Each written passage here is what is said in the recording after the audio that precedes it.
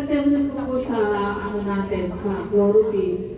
Yung pong kasing kapatid ko, umabot siya ng 300 plus yung cholesterol. Ako po, mataas din ako. Nanay ko, gano'n din. Kasi sa pamilya kami, lagi namin ng high blood. Tapos po, nung sabi ko sa kanila, mag-take kayo ng chlorophyll.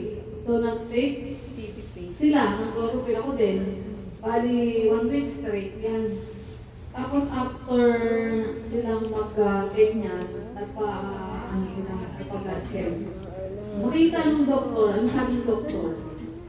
Doon sa nanay ko, kasi lagi yung lagi mataas ang cholesterol, tapos yung kapatid ko rin, gano'n, high blood kasi kami. Sabi niya, mami, congratulations, kasi ang baba normal na po lahat. Ang sugar nyo, ang BP nyo, ang cholesterol, normal na. Imagine mo po yung isang kapatid, kung hindi siya nag-take ng cholesterol, 300, tapos napunta na siya sa stroke. Prone na siya sa stroke sa ganung katakas ng level ng kanyang cholesterol. Isa pa rin po ako, bali ako po kasi, talagang dugo na yung iniihi ko. Sobrang sakit. Pagka yung sa huling patak ng yung pag-ihi ko, napakasakit. Kaya ang ginawa ko po, continue siya, panty liner, Exibio, tapos diretso po ng chlorophyll. Alam niyo po nangyari sa akin? Nag-flush out yung aking stone. Pagka sabi sa akin ng doktor, kasi nagpa-laboratory din ako, urine. Sabi ng doktor, wala na po yung ano ninyo, ba't nagpo-complain kayo na parang ang sakit ng iniihi nyo. Ano bang ginamot mo? Siyempre, doktor, di ba?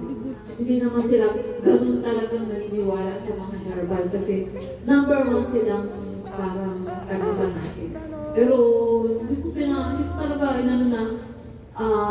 gumamit ako ng mga scientific na in-insist ko talaga na nag-take po ako ng herbal.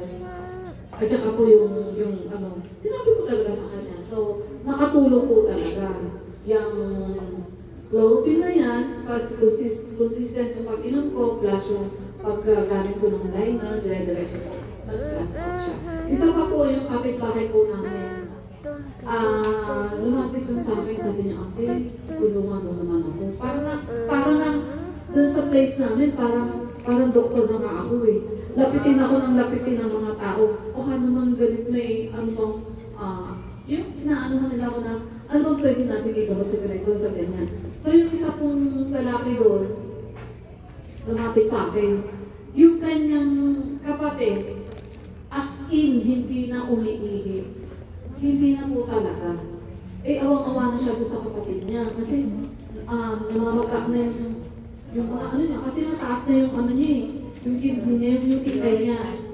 UTI niya. Wala nang iniigit. Ang sabi ko sa kanya, yun, pagamitin mo na lang siya ng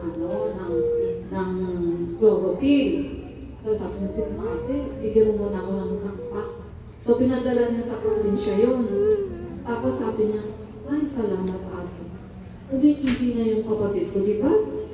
Talagang ginamit ang ating chlorophyll. Sobrang ganda talaga ng product. Isa pa po, yung po hindi lang po yung chlorophyll, yung pong ating toothpaste. Food gel. Sabihin po yung food gel. Kahit food gel lang po yan, di ba? Usually, unang sa atin, food gel, sa ngipin, di ba? Pero alam niyo po ba yung nanay ko? Ang laki na lang ng subat dito. As in, talagang kailangan namin dalhin sa derma dahil sobrang nak-nak na. Sabi nung anak ko, dalhin ko na yan sa dermatologist. Pag anak, hindi. Ano lang yan? Tube gel lang yan. So, pinahiram ko ng almost 2 days. Alam niyo po ba, nag-lighten yan, gumaling talaga. Yun din po sa akin yung sa sugat. Yung lagi kasi kung napapasok, nilalagyan ko lang, napaka-effective. Isa po yung sa blooming crepe namin. Magang yung ngipin niya, hindi siya kasi hindi makapagtrabaho dahil syempre, irritating. Yung ngipin niya, magang. Pinuntahan namin yung brace, sabi namin, lagyan mo sa loob ng food gel. At sa loob nilagyan at dito sa labas, kasi magang-magana dito.